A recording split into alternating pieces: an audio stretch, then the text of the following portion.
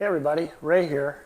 Today I'm going to show you how to make this really simple jig that will allow you to cut perfect circles using your router. The first thing we'll want to do is to take the base off of our router because we're going to use this as a template. Now what I do before I take it off is I use a marker and I mark exactly where those 4 screws will go. You'll see why I do that in a minute. So we'll remove that base.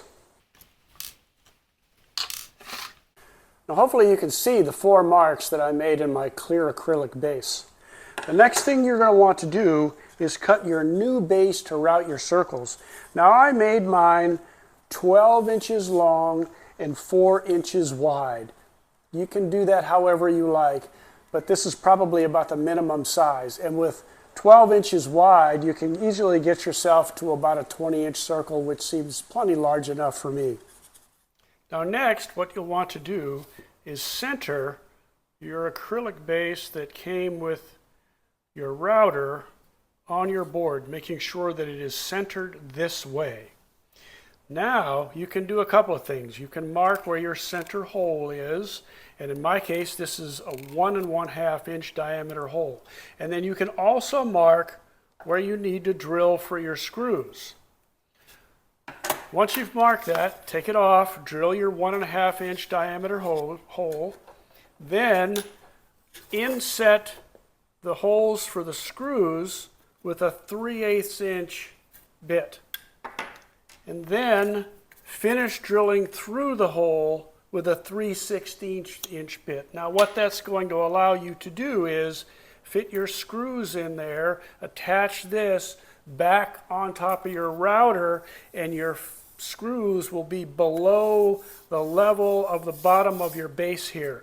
Next, you'll want to draw a center line down the middle of your jig here. Now mine is 4 inches wide, so I know that if I center it at 2 inches, that's where my center line needs to be. I flipped my jig over so you're looking at the top side of it right now. And what I'm going to show you is how you would measure to cut whatever size circle you wanted. In this case, I want a 16-inch circle. That means that I have an 8-inch radius, and I'm going to use a 1/4 inch router bit. So I need to offset that. If I want a 16-inch circle, I need to offset that 1/4 inch bit because it's going to be in the center. I need to offset that by 1/8 inch. So to offset to the center by 1/8 inch, I'm going to put my pin through my little jig here at 8 1/8 inches. Now to do that, it's pretty easy. Just square up to where the center of that hole is, and then measure from that center to, there's my 8 inches and 8 1/8 inches. That's where I'm going to want to put my pin. Next, I'll take a small finishing nail and I'll drive it through that point that I marked at 8 1/8 inches. Now you want that nail to go all the way through so you can line it up with the center point that you're going to be making your circle out of.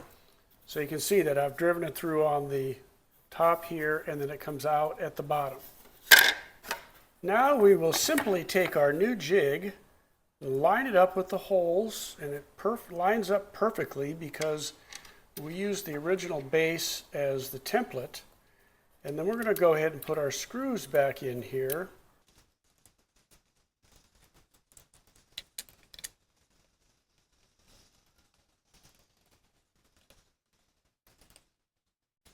I've already used a hole punch and found the center of this square board here that I'm going to be using.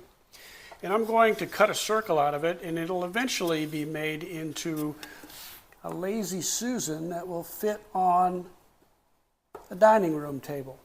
So once I've got that centered and I have it ready to go, then I can just push my nail down there such that this will now spin around that nail. Make sure it's in there reasonably good. And you can see that I'm pretty much right on the edge of my board here that I want to route down into a circle. So how this will work is, we know that this is going to spin around this axis here and give me a nice circle. And what I did is I've lowered my router bit down, maybe 1/8 of an inch or so to get started.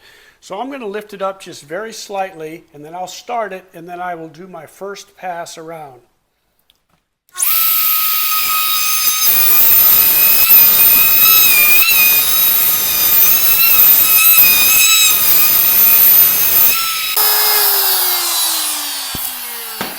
Now, what I will do is lower it down, 1/8 of an inch or so at a time. I don't want to overburden my router here. These things sure do make a mess, don't they? Anyway, I'm going to lower this down about 1/8 of an inch at a time until I work my way through this wood. I'll bring you back when I get close to the last pass.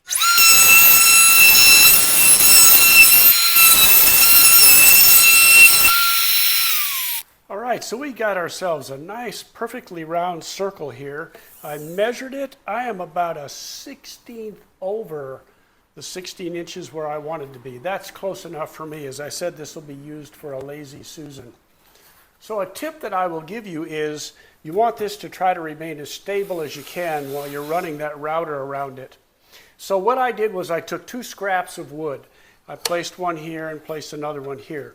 And then what I did was I put double-sided tape on both sides. I stuck one side to the table, and then I took my top and stuck it on the other side here, which kept it nice and sturdy. Then when I'm done, I just pull it up off of my table like that and remove the double-sided tape. It worked out great. One other thing to keep in mind is if you have to do any measuring and marking, do that on the bottom or the back side. And that's where you're going to put your little hole too, to center your jig to get your circle. If you don't want that to show, do that on the back side. Then the top side remains nice and clear.